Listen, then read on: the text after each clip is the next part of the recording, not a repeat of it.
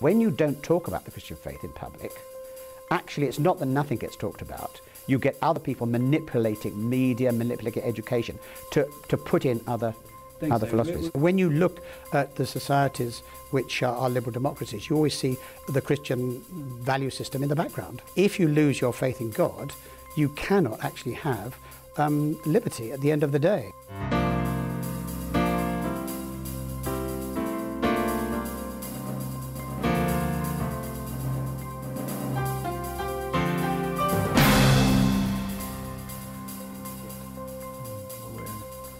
G'day and welcome to Clayton Today.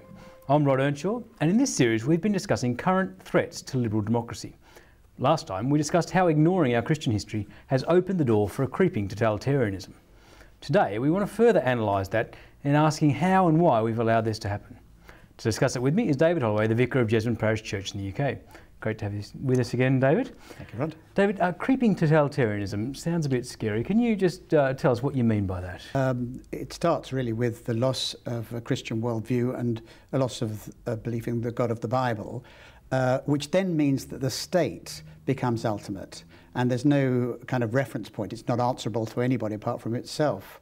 And, Jesus taught in the Bible that there must be God and Caesar. We have duties to God and to Caesar. And if you lose God, all you've got left with is Caesar, who becomes a power in its own right, the state. And we've seen it with Hitler and Stalin, a kind of totalitarian. Equally, of course, if you lose Caesar and just have God, because of, as Christians would argue, the fallenness of the world, you can get a kind of religious totalitarianism, which sadly we've got in countries like Iran, and I mean in history some of the Christian countries have acted in that way. So it does, I can see perhaps how you can apply it to some of those extreme examples that you've given us. How do you think it's the case in Western liberal democracies? Totalitarianism is when the individual conscience is not allowed. And what is happening in Britain, I'm afraid, at the moment, is that many Christians and other people are not being allowed to exercise their conscience in their professions. For example, adoption societies, Christian adoption societies are not allowed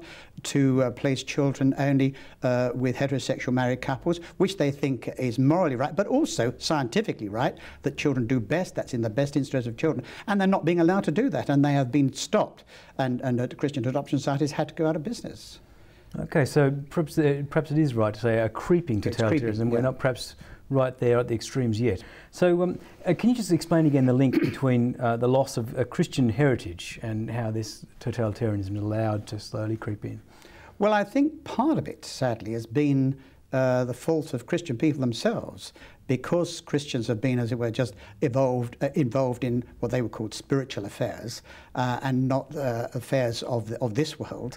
They've allowed things to happen which they shouldn't have done. Now, would it be fair to say that there are some perhaps good Christian reasons for Christians to do that? I mean, I'm thinking of, so Paul says, make it your ambition to live a quiet life and to work with your hands and so on. It seems like perhaps that focus on spiritual affairs and keeping out of politics, you could perhaps argue that is quite a Christian. Well, you can explain why it's happened, particularly in the 20th century. People in the first part of the 20th were very worried with what they call the social gospel, where they identified with the Christian faith and the Christian message, preaching that the more we get an egalitarian society, the more the kingdom of God has come, the more that's what it's all about. And so churches replaced by soup kitchens. And they'd lost the reality of God and the basic truths of the Christian faith, the eternal dimension, the whole spiritual realm. Many Christians, they were worried by that and thought that if we go down a kind of ultra-political, kind of social activity agenda, we will end up with that sort of problem. And so you think there's a reaction against this social gospel perhaps gone too far to say exclusion of all? Well, indeed, and I think also, there's also that, but also I think there's a wrong theology. The Pauline message is quite clear that it is by grace we've been saved through faith, and that it's not of ourselves, it's the gift of God, not of works, so that no man may boast. But people stop there. That's Ephesians chapter 2. And the next verse goes on, Ephesians 2 verse 10, for we are created to do good works, which God prepared in advance for us to do. You're not saved by works, but you are saved for works and activity and engagement. And Jesus prayed that not that we be taken out of the world, but that we may be in the world and kept from sin. And I think a lot of Christians have just retreated into what we call a narrow pietism. and allowed these things to happen. I guess just trying to extrapolate a little on some of the things that you've just said there. I guess you could make an argument similar to the soup kitchen sort of thing, that perhaps Christians should be investing their time in things that will have eternal effects, like preaching the gospel, not so much in thinking about politics and these things which are very temporal and of this world. Is that what you said? Yes, actually, but what is the gospel? You know, it's the whole gospel we've got to be preaching, which is that one day we are going to give our account of ourselves before God. There is a judgment, and in one sense, what we're to be doing now is stewarding this life for God and for His kingdom, which is everything. I mean, God has created the whole world, and He wants the whole world looked after, which means that people are actually bodies and souls, not just bodies. It's neither one nor the other. But I mean, there's so much in the Bible about how we're to live now. We're to pray that God's will is done on earth as it is done in heaven. And one of the parables of Jesus, I mean, the sheep and the goats, that Christians have got to be concerned for these, the hungry, the sick, those in prison and so forth.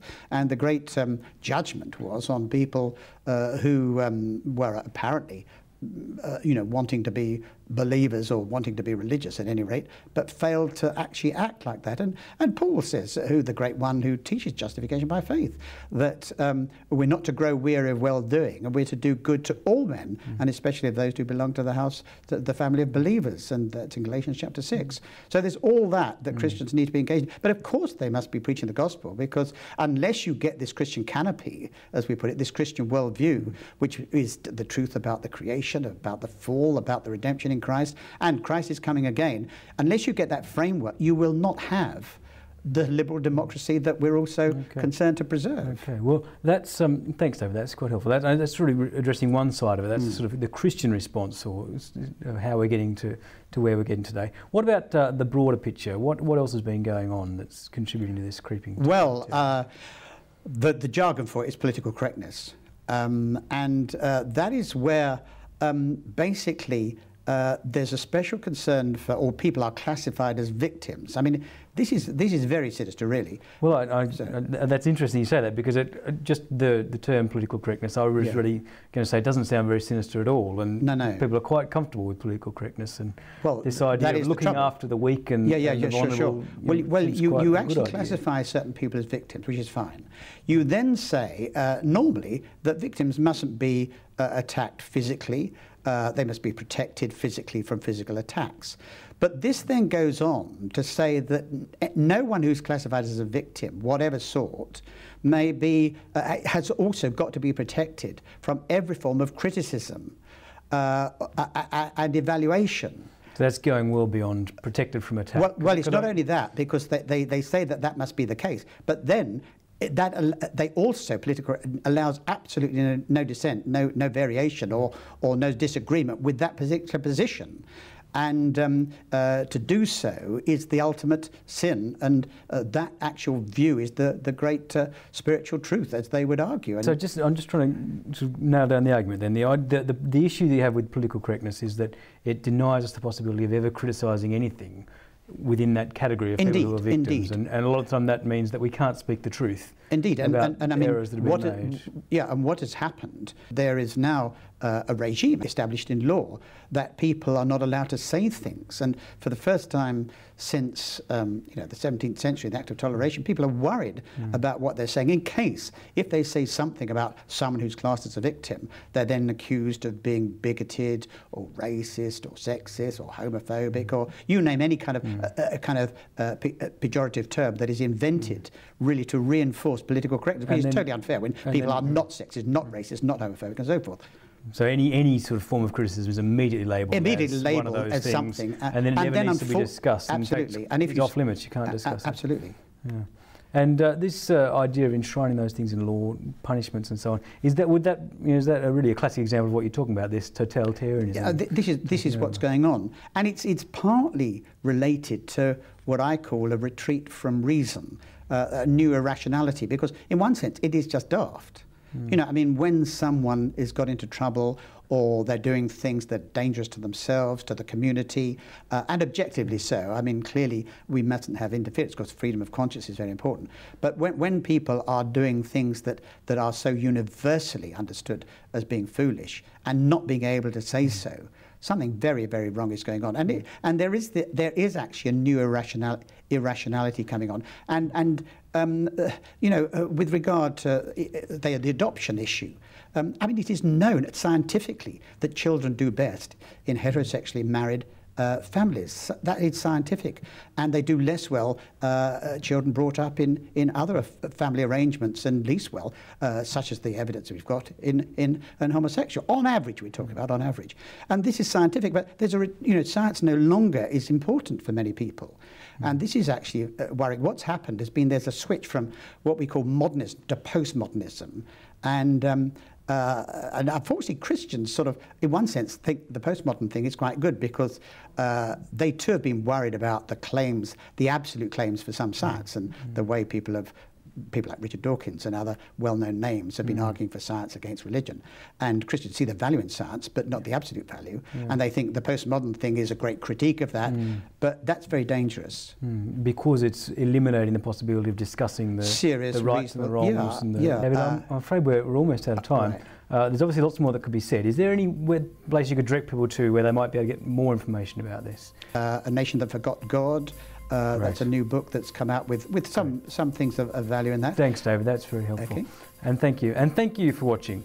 Next time, we'll continue our discussion looking at the thorny issue of whether it's justifiable to judge other cultures. We're out of time, but do join us again for more discussion on Clayton Today. Goodbye.